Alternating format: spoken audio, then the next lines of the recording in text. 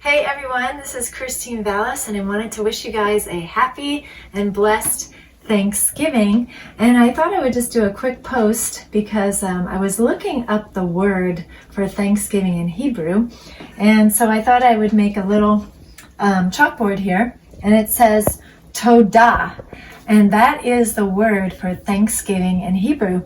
And if you notice, the middle letter of the word TODAH is a D. It's a dalet, which is the Hebrew letter that looks like that, and it's a picture of a door. And we are in the year 5784 of the door. And I just thought, wow, that is so cool that in the middle of Thanksgiving, that is a door. There's a door in Thanksgiving. And I think that door, when we have a thankful heart to the Lord, things open up for us. Our heart opens to the Lord and opportunities open. We start seeing, our eyes are open, our ears are open. Everything starts to open up when we give thanksgiving and praise to the Lord.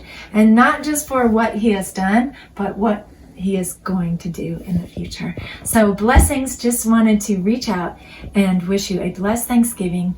Happy TODAH in Jesus.